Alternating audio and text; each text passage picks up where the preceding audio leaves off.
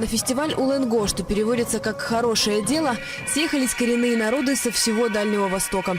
Здесь и многочисленные якуты из Якутии, и малочисленные адыгейцы из Приморского края. Многое в их культуре похоже, все они называют себя детьми природы. И что удивительно, независимо от возраста, соблюдают старинные обряды. Многие из них охотники, и для них обязательно покормить богов перед дорогой. Конечно, так же, как раньше, по книгам мы уже не делаем, но не по книгам, а как рассказывали, допустим, старые пожилые люди. Но что-то, кормление какое-то происходит огня. Молодой человек мой так делает. Это на сцене они показывают самые красивые стороны своей культуры – ритмичные танцы и искусную вышивку. А вот за кулисами оказывается, что быть коренным – это не только сохранять свой фольклор, но и справляться с часто тяжелым бытом. Как будто не было многих веков научных изобретений, цифровизации и идеологии комфорта. 21 век пошел, там кран включил, у тебя холодная вода пошла, горячая, в душ сходил, там в ванну покупаться. А ты когда в тундре живешь, у тебя только речка холодная и природа вокруг тебя. Вот, чтобы покупаться, ты себе разжигаешь костер, топишь себе кипяток, котел, да, идешь на речку, таскаешь воду, все это разбавляешь и моешься таким образом, прям в лесу, вот, в тундре.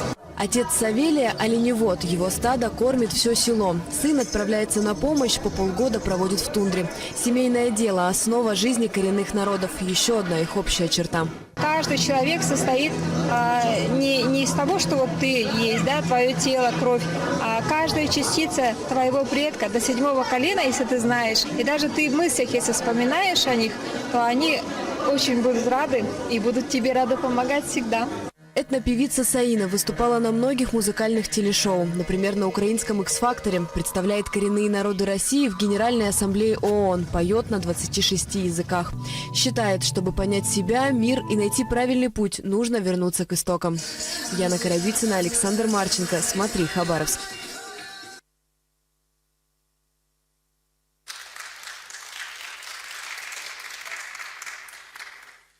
Следующий автор приглашаем. So next author, Oksana Chekhovskaya.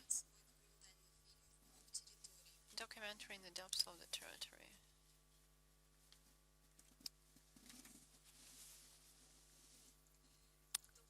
Good afternoon.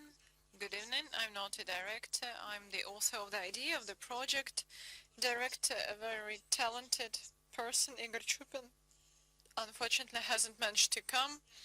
The project within the framework of which a movie was shot is called In the Depths of the Territory, the story of oneself, and it is about discovering remote places and locations of Russia, getting acquainted with the practices and life of ethnicities and local groups aimed at restoration and resurrection and transmission of cultural, historic heritage. It can be a house, a street, a village, a city. And next step is creating new routes for traveling, for more people to be able to visit those places, communicate with local population, have deep understanding of history, traditions also in cuisine and gastronomy. Another mission is educational one, as we shoot documentaries about people who save traditions on a voluntary basis passionately, and they resurrect the story from the ashes, and we hope to draw attention to that with the help of documentaries and support of their further activities, not only thanks to the tourism but also volunteers, investment, and there are positive effects of such practices. The so-called Teribirka effect, when after a movie by Andrei Zvyagintsev, fishing village became a very popular tourist location, and a lot of interesting projects have been implemented there with the involvement of the locals. So the shooting site of this movie is very mysterious. It's hard to express it with words, but we had such a goal, and we want to transmit the energy and the mystery of the house for you to have a desire to visit it. And thank you so much.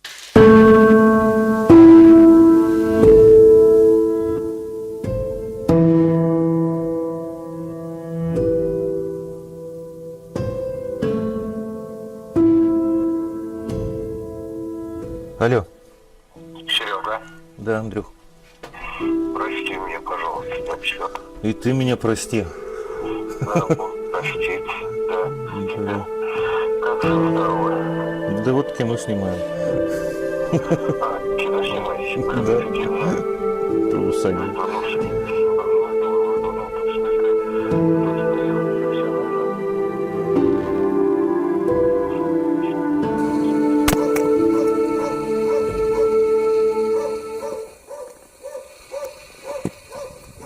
Ну, в 97-м году это все начиналось.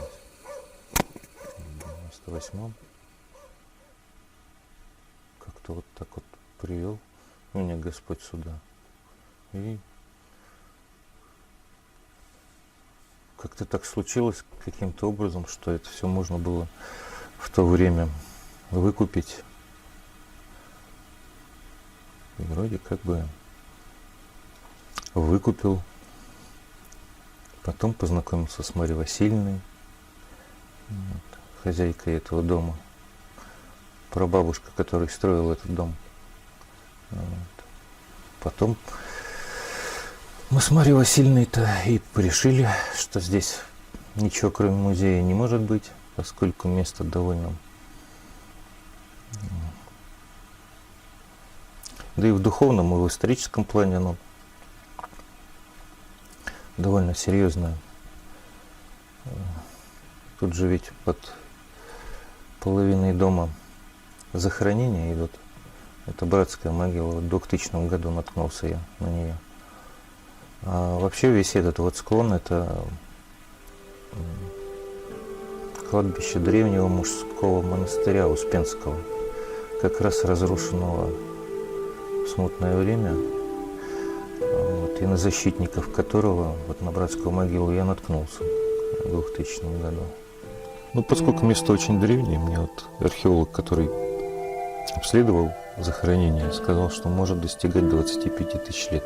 25 тысяч лет — это довольно все-таки серьезно.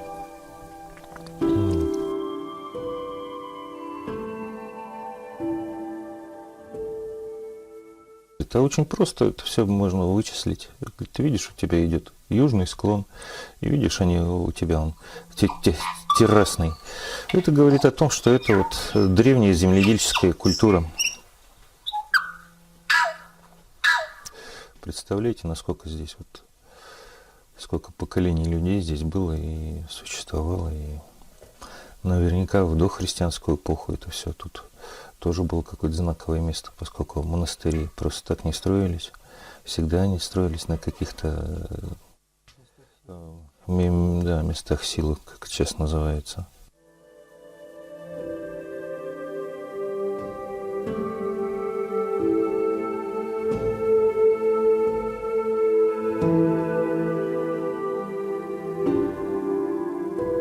Помню, зимой звонок такой: здравствуйте, вам звонят с Мосфильма. Можно с вами переговорить? Вот приехали прямо тут. Прям все и операторы, и художник-то бегали, охали прям. Как же в тему мы попали тут. И рассказывал как раз Гидуленов Валентин Олегович и продюсер Просянов Александр. Говорит, облазили всю Россию. Нет таких, Сергей говорит, мест. С каким-то чудом мы наткнулись на это место и прилетели почти на следующий день. А фильм назывался «Хрестоматия для взрослых», как-то так. И состоял из 5 новелл: Бунина, Куприна, Горького. А так, да, какая-то лебединая песня у Станислава Сергеевича могла срасти здесь.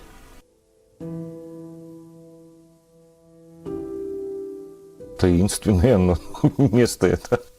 Гостиница, наверное, это не тот вариант, который может быть над захоронением в своем каком-то. Ну и вот постепенно это все начало вырисовываться в музей. Потихонечку, так как-то вот не торопясь, наверное, так оно и должно происходить.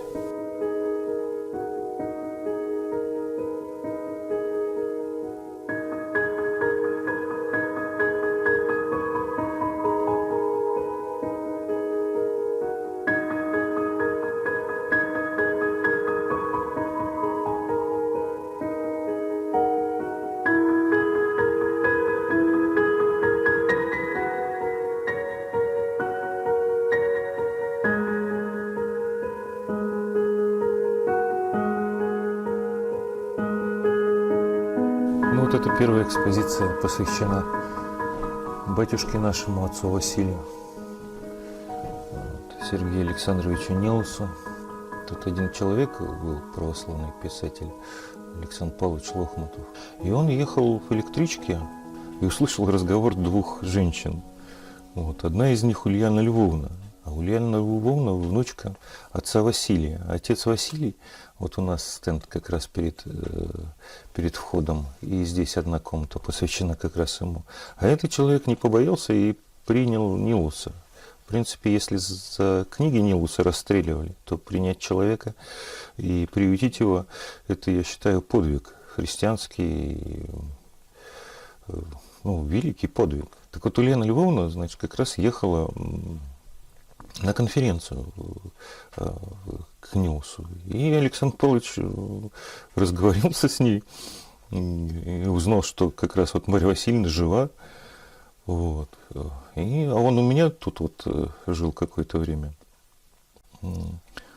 И приехал, сказал: вот, Сергей, я как бы вышел, Марья Васильевна жива, вот родственники зубы. Я говорю: ну а давайте как-нибудь познакомимся. Приехал к ней.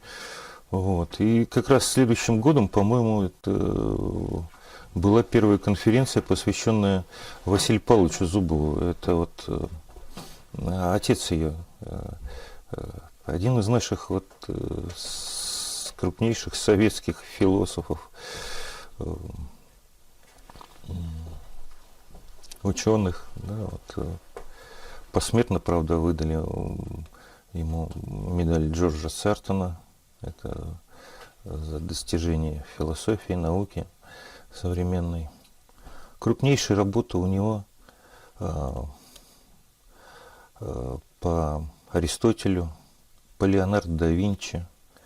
В общем, я приехал сюда, вот тоже с Марьей Васильевной приезжал один профессор из Новой Зеландии. Сказал: Сергей, я летел там 38 часов с Новой Зеландии только для того, чтобы посмотреть, где этот великий человек своими ножками там ходил маленькими, где он вырос и тому подобное. Весь мир изучает Аристотеля по Зубову. Весь мир.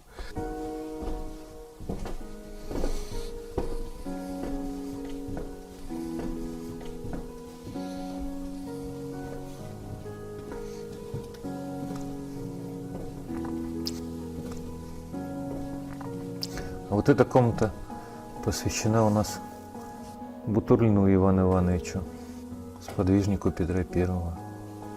Вот манекены с одеждой Семеновского и Преображенского полков. Вот. Ну, еще мы взяли первый поход боевой, в котором принимал участие Иван Иванович, там Азовский поход. Это все натуральное. Этой усадьбы, это Иван Иванович Бутурлин. Что можно подчеркнуть в его вот карьере, жизни и тому подобное?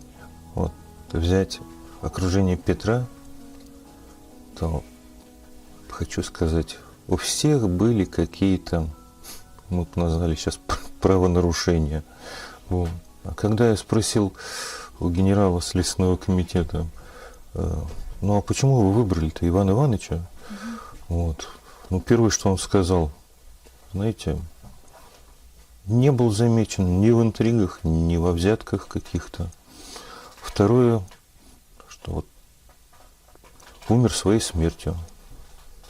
Третье, что можно поклониться праху его, поскольку он похоронен у нас в монастыре, здесь в Троицком соборе. Вот. Но первое, конечно, что вот не замечен он ни в чем, ни в каких, ни интригах, ни в казнократстве, ни в чем.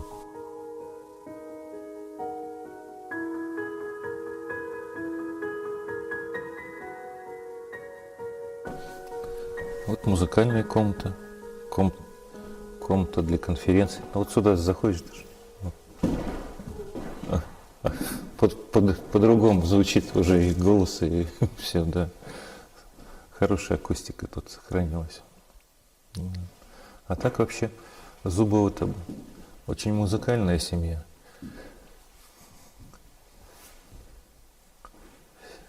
все умели играть и не на одном инструменте. И музыку даже писали.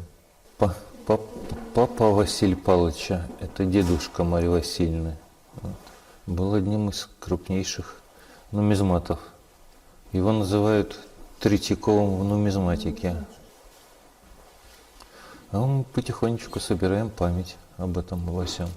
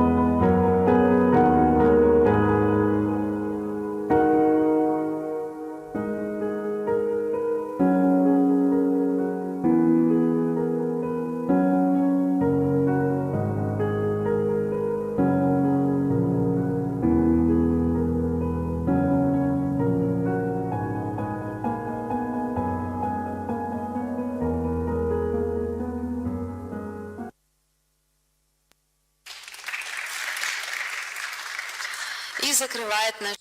And so the last movie for today is documentary by Inna Makeva.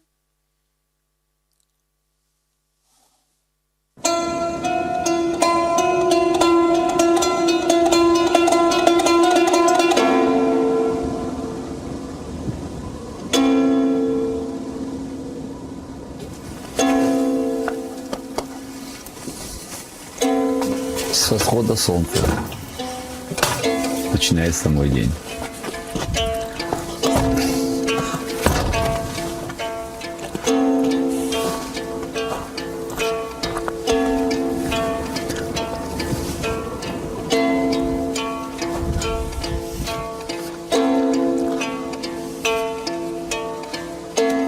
Иногда бывает время, я ухожу иногда и в горы, до ледников дохожу.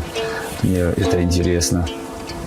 Стараюсь вообще я пешком больше ходить, чем, допустим, верхом или там на машине.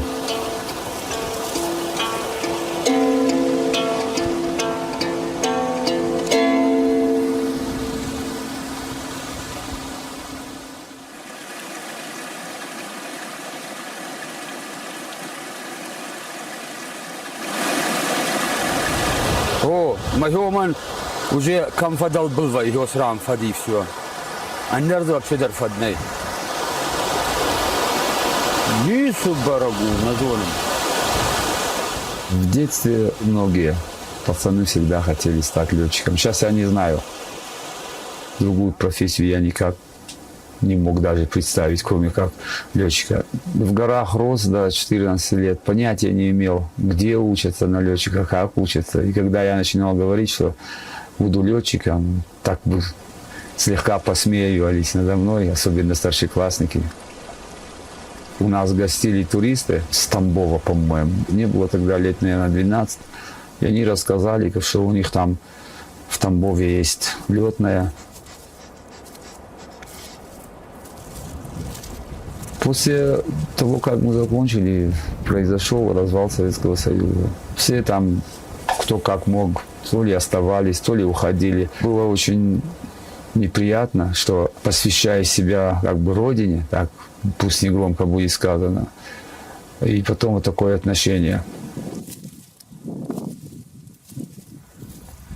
Бывало и в 4 часа утра вставать надо было. Бывало и раньше, в зависимости какой рейс. Если это конкретно чартерный рейс, кого-то конкретно везти надо. А бывало, время не угадаешь, приходилось ждать. Когда поднимаешься все выше в горах, вот это ощущение полета какое-то появляется. Это может смешно кажется, но это есть. Летать это непросто, и мне кажется, все-таки не каждому дано. А кто это понял, ощутил, что такое летать, никогда по-другому думать не будет, как нравится слово. Очень скучаю, но Это вообще мой больной вопрос, для которого я сам ответа не нашел. Почему у меня так получилось дальше? Просто не успел. Я человек такой до сих пор с романтикой всю жизнь дружу, поэтому романтичные люди часто ошибаются. Ну, что делать? Просто я хотел заниматься административной деятельностью, то есть главой сельского поселения.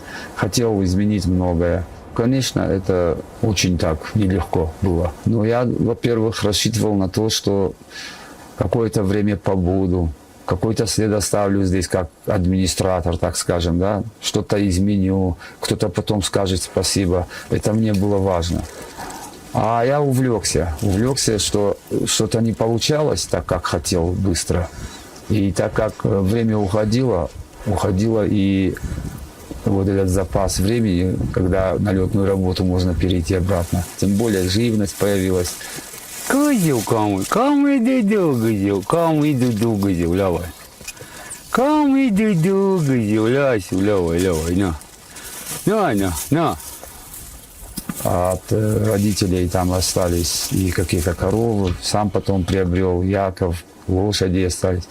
И вот с ними теперь мне расставаться не хочется с одной стороны, а с другой стороны, конечно, полетать бы было здорово еще. Вот эти яки у нас появились на территории Северной Осетии, конкретно у нас они появились вот в этой местности в 1978 году. Целенаправленно приехали к отцу, это завод был во Владикавказе, Грань, по-моему, назывался. Где-то что-то увидели с ихнего руководства в районе Памирских гор, что яки не могут уже быть здесь. И они договорились, сколько-то голов привезли. Убедили отца, чтобы он помог им. Ну, как помог? Он начал работать с ними тоже. Потом еще кого-то набрали, и вот так появились яки. Они быстро увеличивались в числе, но потом пришло время, опять же, распада Советского Союза, и из 1000 с чем-то голов не стало яков. Сявка ко мне, иди ко мне, Сява. Сява ко мне, иди, Сява, ко мне, лясю, мальчик, лясю. Ко мне, Сява. Они не все бушеные, но вот эти, которые начинал, это тоже старенькая уже. Ну, хорошая. И вот как ностальгия была для меня. Я вот приобрел 3 яка и потихонечку их начал, насколько возможно, популяризировать. Я хотел еще их для туристов. Думаю, им будет интересно. Я их обучал, ручных яков. И сейчас у меня пару голов есть. А потом они, когда увеличиваться начали, ну что с ними делать? Что-то продавал. Котя, давай. Кому я Котя, кому? Сейчас их 40, чуть больше даже, наверное. Они умнее, чем остальные животные. И они привыкают тоже быстрее к человеку. Потом они очень самозащищенные.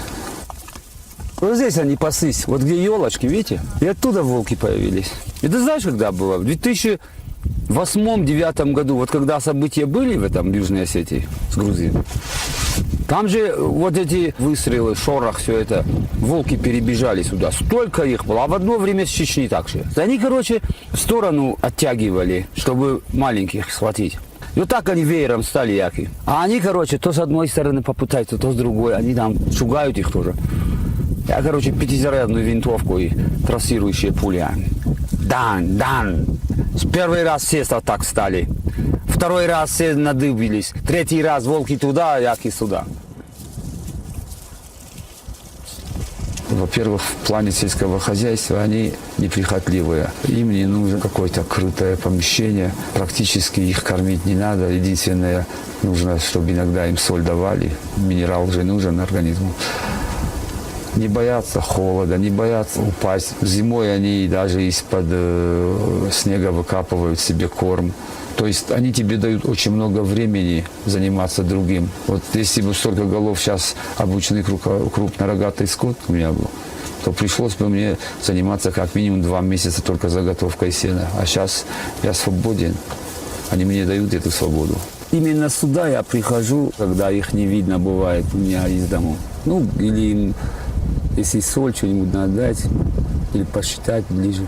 Ну, как правило, я их с дома могу посчитать, но вот это сейчас место, откуда дом не видим. Поэтому, если долго они бывают на этой стороне, то приходится прийти, вот как и сейчас. Среди них тоже вожак, вот там серый, вот там видно его. Вот там, видите, смотрит сюда.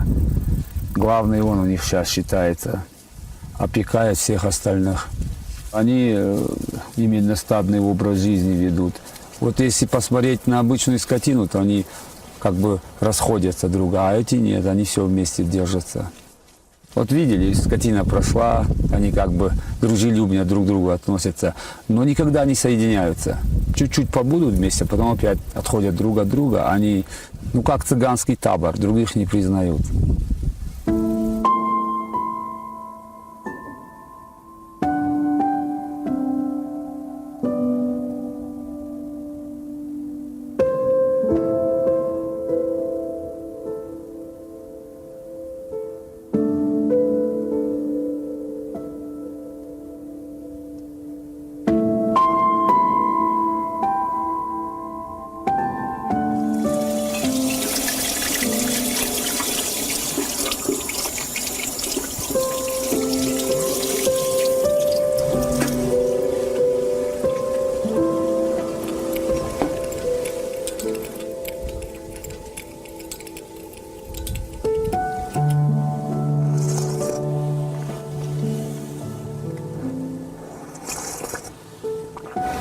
Эта местность называется Лаком, в буквальном переводе «самое верхнее ущелье». Здесь в основном фамилии образовывались из кровников. Здесь менталитет даже людей был всегда другим. То есть какая-то была самодисциплина. И если по Северной Осетии посмотреть, на душу населения больше всего площади приходилось здесь. Больше земель было. Людей было меньше, но земель было больше. Достаточно ежистые были люди, которые отстаивали до последнего каждый клочок земли. Мне так кажется. Было же трудно когда-то с землей, особенно в горах. Все, кланяйся. Вот.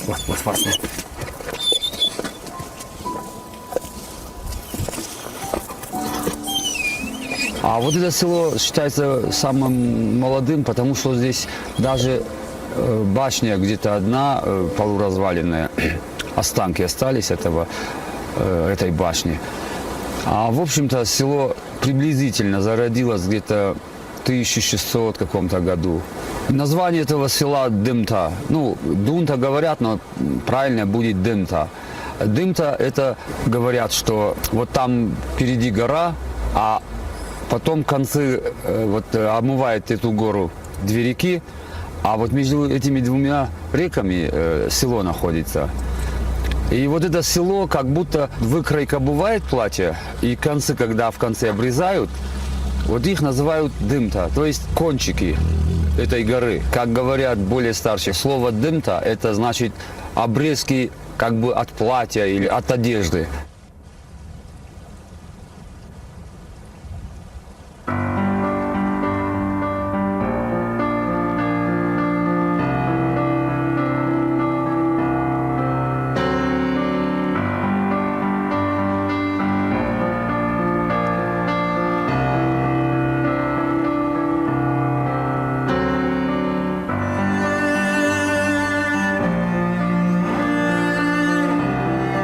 Ну, конечно, село оскудело и людьми, и его общим обликом.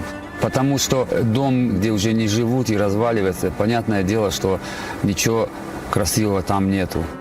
Село достаточно неухоженное на сегодняшний день. Такого надзора никакого нету ни со стороны района, ни со стороны республики. Примерно мне было лет, наверное, 10-12. Ну, одним словом, только вот в этом селе 250 с чем-то человек жили. Около 40 дворов было. Школьников было много, молодежи было много. Я у этого села будущее вижу только в таком ракурсе. Надо здесь развивать туризм. Туризм не дикий туризм, а туризм такой, где и люди приезжие будут более воспитанными, И люди, которые здесь их будут встречать, тоже будут более, как сказать, дипломатичными, что ли. Потому что человек отдыхать любит там, где его ждут и где к нему относятся хорошо. А осетины к своим гостям всегда относились очень хорошо, очень дружелюбно. Это сколько людей разных приезжают, с какими людьми ты общаешься, как они живут, что они живут. И это очень важная вещь. Люди друг друга должны узнавать, каких бы мест они не были. Тогда озлобленность теряется, всякий там национализм тогда начинает умирать, так скажем. У этого национализма места нет, когда люди друг друга больше узнают. Если какое-то материальное благополучие будет, то, конечно же, там будут работать, там будут находиться люди, там уже будет жизнь развиваться. Да, все будет хорошо.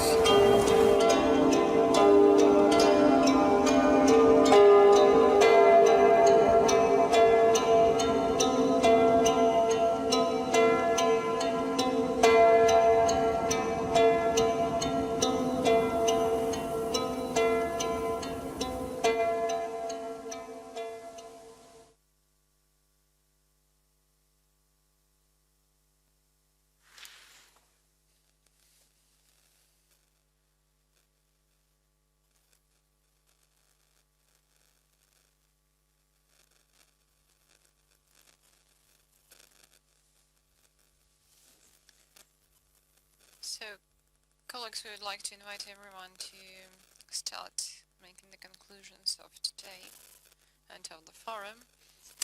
I would like to invite a wonderful poet and writer. For the conclusion, I would like him to share his impressions with us. Maxim Zamshev, Chief Editor of Literature newspaper.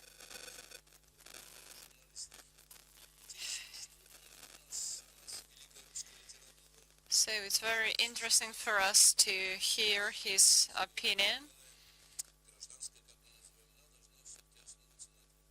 I think that journalism is to be based on two books, History of Russia and Literature of Russia. So, Chief Editor of Literature newspaper. Of course, I'm a bit confused when I was asked to make conclusions because I don't feel entitled to do that, so I will share some things I have noticed. It's very interesting that all the speakers have been promoting online, brief representation, etc., but no one has managed to stick to the 5-minute agenda. So everyone has missed offline so much, long and substantial talks. So I think it's a very important thing. And when a lot of people haven't managed to come because of difficulties, of course, we understand that we are so lucky to be here offline, face-to-face, because online internet projects are unable to substitute human communication. They can supplement, but not substitute. And some opposition, which we had between bloggers and old-fashioned journalists, seems strange for me, because these are different things. We don't have opposition between French or Portuguese port wine or Armenian cognac. Everything's good, and all of them have their fans and advocates. Because I think if we had only blogs, people would miss organized media. If we had only organized media, then people would miss bloggers or something which is more free and uncensored. I think that the fact that the forum is constructed this way is a very good thing. We have young and experienced people here. We have different formats, and we have understood the value of diversity. When we are deprived of something for a period of time, we start realizing then it is good to have diversity. I think nothing will be extinct, at least when one reader is still present.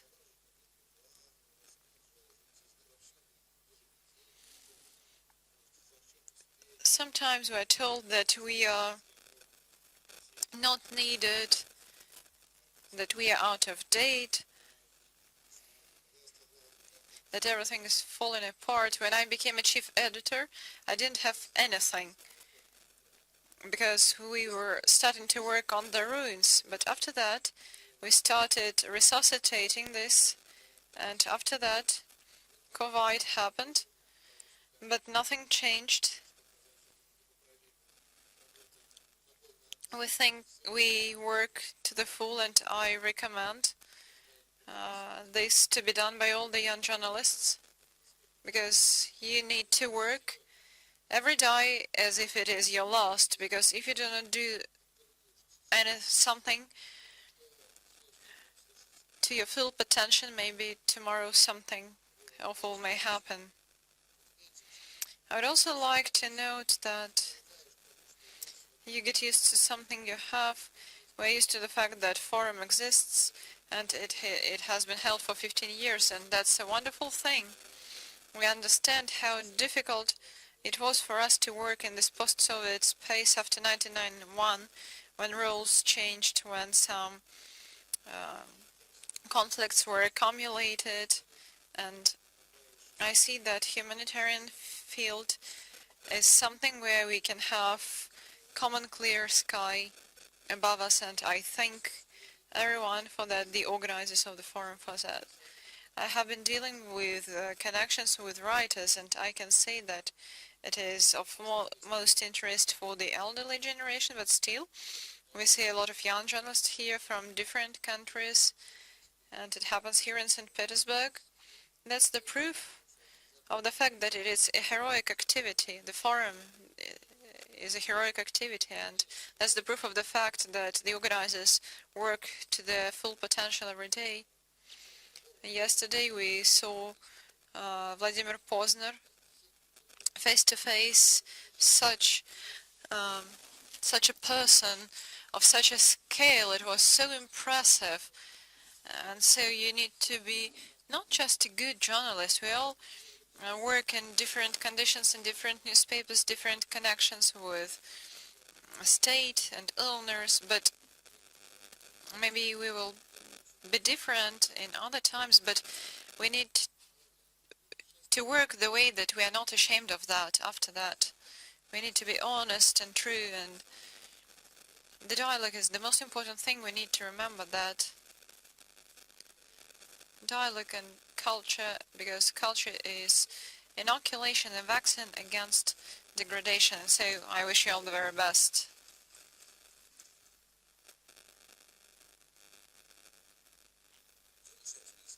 Wonderful words and good wishes.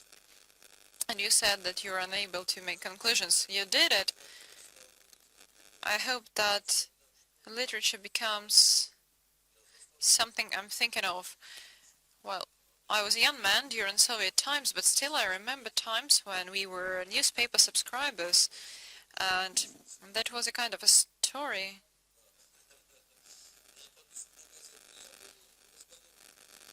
When we were, so I remember the talk of the secretary of the party committee with one of the people who were organizing the subscription, and he asked to give him a variant of 3 literature newspapers.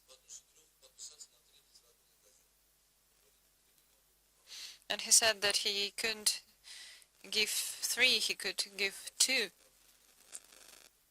But he said, but that man said that he was ready to become the subscriber of 20 Pravda newspapers in order to get literature newspapers.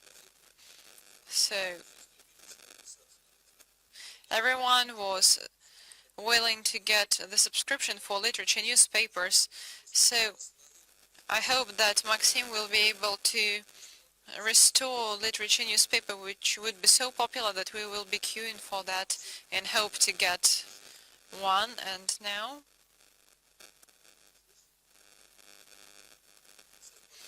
Now we will make conclusions. I live in Russia. We had such a competition, and I would like to give diplomas for that wonderful participants of the forum, All Russian Forum. We can held in Mediacongress together with the Union of Journalists. I think it's one of the most important competitions which is being supported. I think we have gathered a lot of works. That's a digital archive of our country, stories of people who live in their city or town, in their street. That's a good story about people which won't be telling their stories themselves because they don't make selfies, they work, and so that's a nice thing to bring this back to the media space of Russia. And so the winners are Anna Loseva. I just love life movie.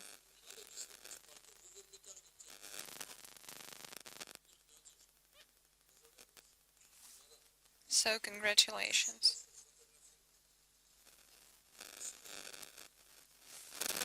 So young, beautiful and talented.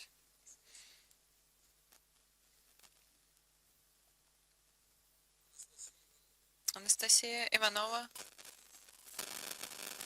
A TV plot, a lady with a burning soul.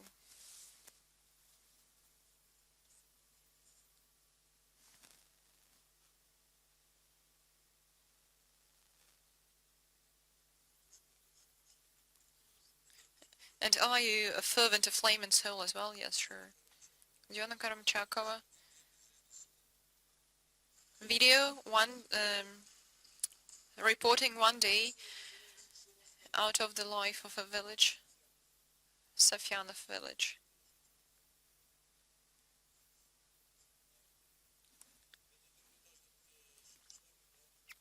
So her works are represented in the headquarters.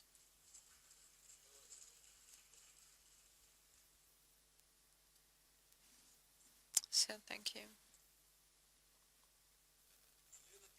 Елена Trifonova for her work, Non-Ambulance.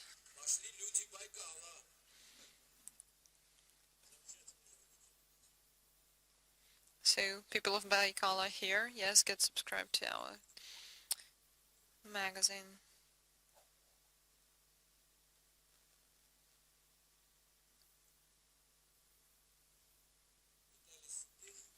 Vitaly Sitych for his work, hobby, lifelong hobby.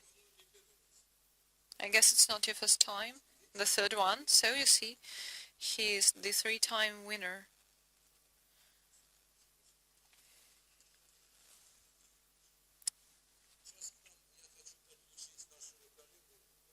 Now I would like to have our colleague involved, UN Press Center head, and I hope he is following us.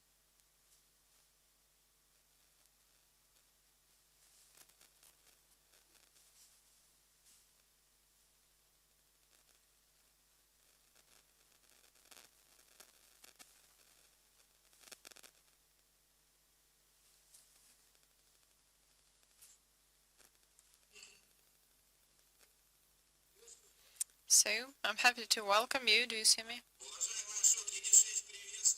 So, esteemed Ashot Jazayan, I'm happy to welcome you. So, maybe a couple of wishes to young journalists on behalf of the wonderful organization UN as a head of press office in Russia. Mr. Kuznetsov, maybe you could voice your wishes or ideas. We'll be happy to listen to you. A great thanks, Mr. Jazayan. I'm so happy to welcome you and the organizers and the participants. On behalf of all the UN institutions working in Russia, as I'm not only Director of Information Center, I'm also the President of the team of UN organizations in Russia and also the Department of Global Communications in New York. That's the core, communication core of the UN. And that is why the topic of your forum, Media Forum and Young Journalists Dialogue of Culture is very important. And I'm so glad, and it is so symbolic that your event is held in the famous Hermitage, which is a long-term partner of the UN. And I would like to use this opportunity and to pass my warmest regards to Mikhail Petrovsky. Intercultural interaction is a cornerstone of the activity of international organizations and of the UN from the moment of its inception, and its role is incrementally increased. The importance of dialogue and cooperation between representatives of different cultures is supported by everyone, all the organizations of the UN family, as without that, implementation of projects is impossible of any of the goals of the UN, including support of peace, sustainable development, human rights protection. And at the same time, I would like to emphasize two institutions, UN institutions, which are directly connected with your forum. That is first and foremost such an institution as UNESCO, and such a dialogue platform, a venue as an alliance of civilizations is very important. And the recent was established in 2005 by the then Secretary General Kofi Annan, and currently High Representative of Secretary General who is coordinating the alliance is Miguel Martínez, and a lot of people know him as the Minister of Foreign Affairs of Spain for a long time, and High Representative of UN in different formats. And I would like to use this opportunity to pass his warmest regards. And I would like to note that with active participation and role of UNESCO, Civilization Alliance, Interparliamentary Union and UN, Russia hosts a World Conference of Heads of Governments, Parliamentaries and World Religions representatives for intercultural and international dialogue. And it's a long title, but very profound. The conference will be held in May 2022 in Russia. And in this connection, naturally, we would like to have young participants of your forum and all the participants of your forum take active part in national dialogue, which will be launched during the preparation of this forum, of this high international forum. It's hard to overestimate the role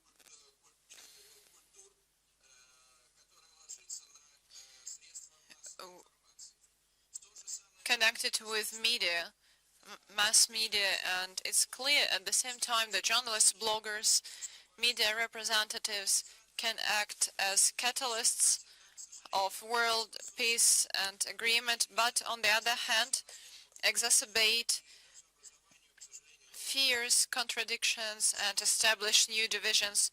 Now UN is discussing how humanity will live after COVID, and it's evident that COVID pandemic has detrimented greatly not only health but also social economic development of communities and psychological state of people, including international cooperation, communication, and not all the world leading powers have supported the urge of the Secretary General to stop conflicts. We see conflicts that are going on. We see conflicts of countries with the use of different means to provide for their competitive advantages in economy, including cutting-edge means, including information and communication technology. It hasn't been mitigated. It has been exacerbated in some regions, and bloggers are also, and journalists are also involved in this process and in this turmoil. So your voices of media community in favor of intercultural peace and agreement is so valuable, and I would like to conclude here and to wish you success. Thank you, Vladimir. I would like to say that your wish about participation of young journalists in this inter-civilizational dialogue held in Russia will be supported by us, and we can take part in it by our works and stories. I think it will be very interesting, and it will be the so-called youth section at this large dialogue and large communication. So thank you. Thank you. And my best regards to all of you.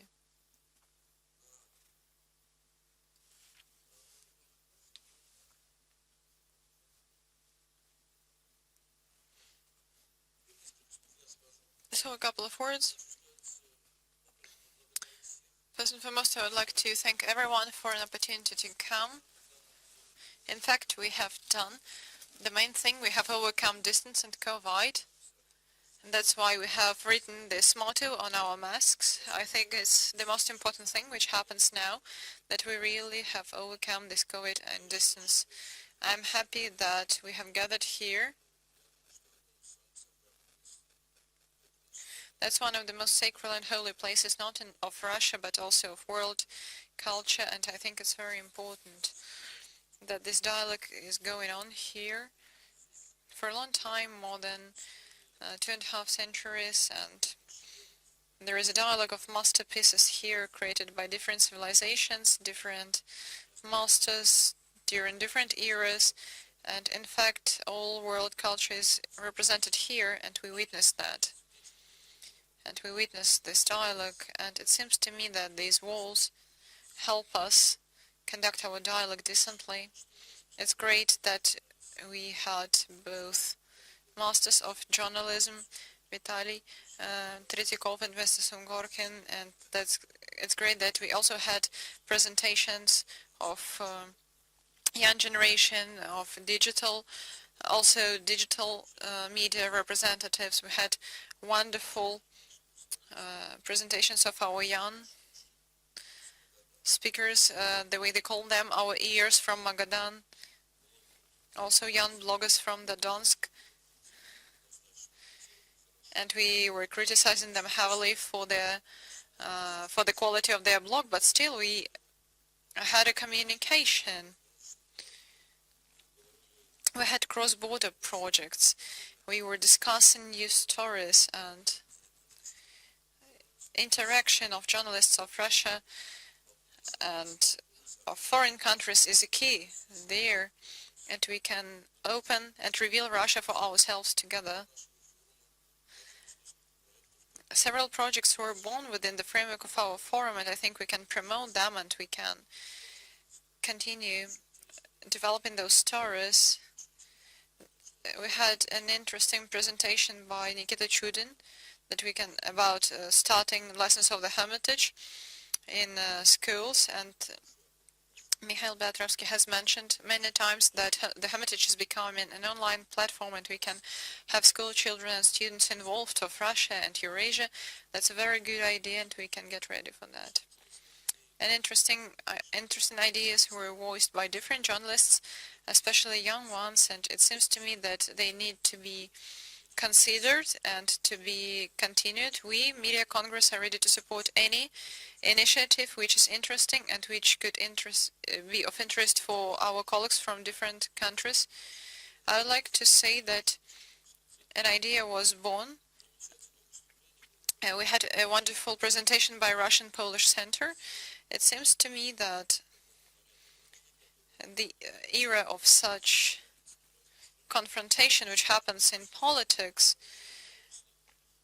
I think that such a conversation is very important when we feel such a hostility between politicians, and I think meeting between young journalists of Russia and Poland is a good one with the creation of a movie, joint movie. So I would like to appeal to all the young ones, you can get involved, but of course we will take not somewhat, but those who are able to show their best in profession. I'm sure that we will take talented people with us, and we have already had such projects in Paris, in Barcelona, in Prague, in Rome, and now we want to have one in Armenia, and after that in Poland, and maybe in Berlin after that. So I have a feeling that we can succeed with the help of the Russian-Polish Center. I would like to say that the most important thing in the dialogue, as I see it, is the fact that the dialogue was present, that we're not talking about each other, but we are talking to each other. I think that's an important part of our life. I'm happy that with the support of the Eurasian Bank and Eurasian Commission, we managed to have our colleagues here, colleagues from Eurasian countries, our former post-Soviet space. We are the representatives of the space of common destiny, and there have been a lot of has been a lot of criticism here in terms of transforming the space of common destiny into the space of common opportunities. I think it's an important thing as well, and I would like to say that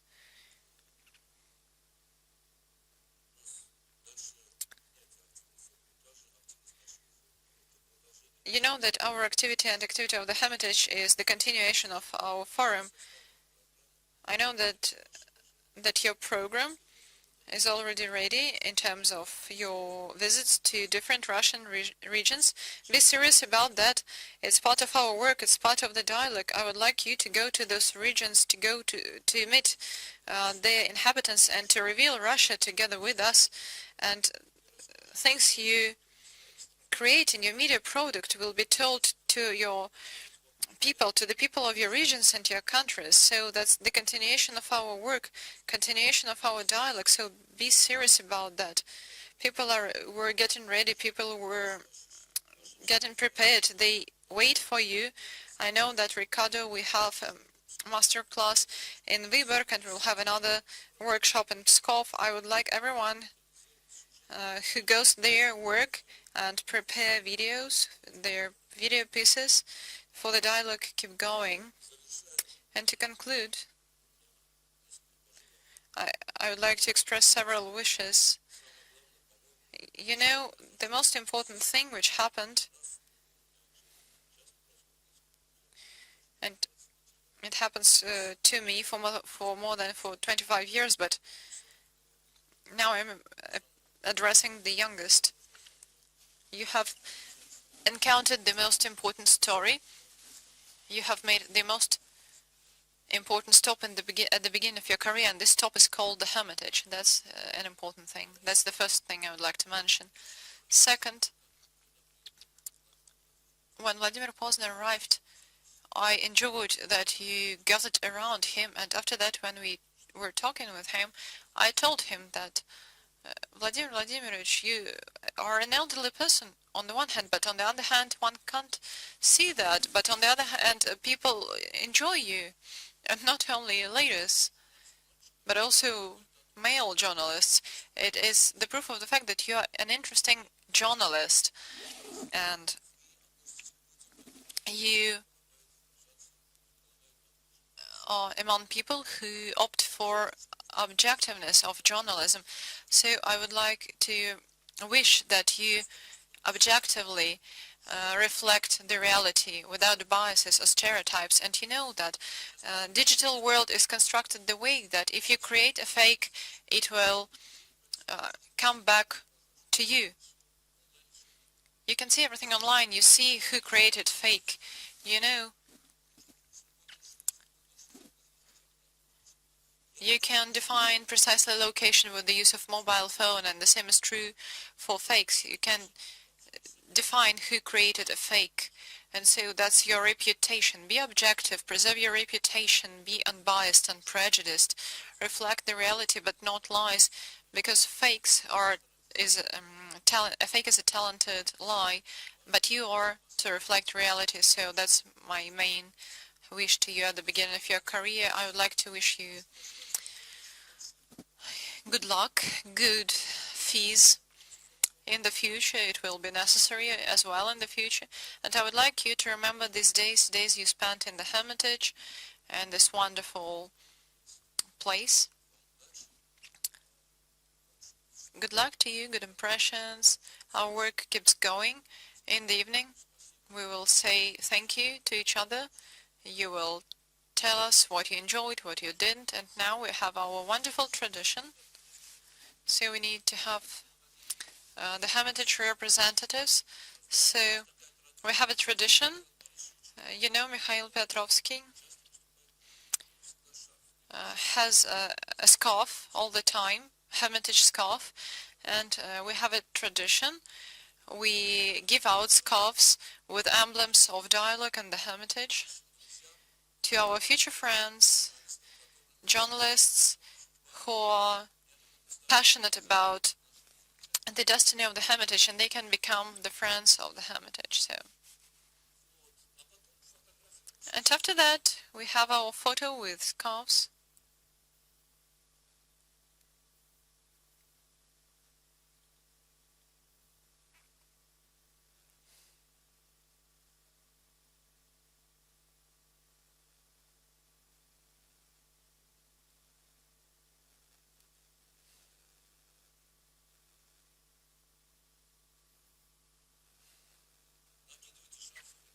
So put your scarves on. They're very good. We were selecting them for a long time.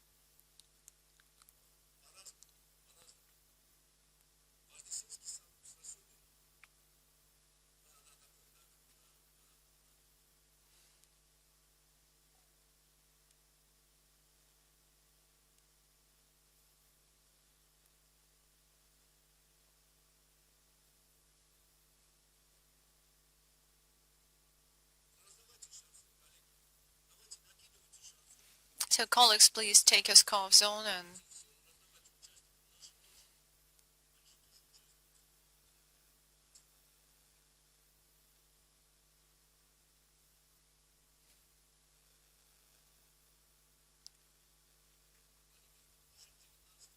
colleagues, dinner is at 7:30.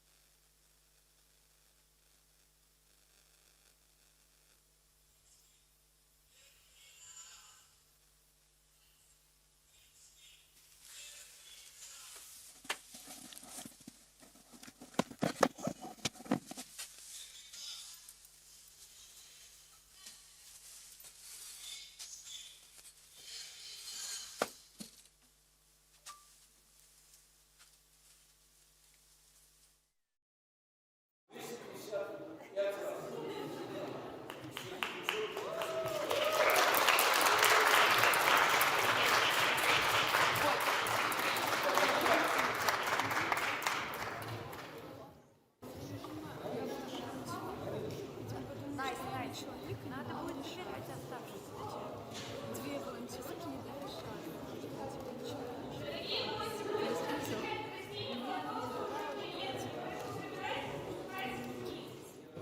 Я тебе автобус уже уехали.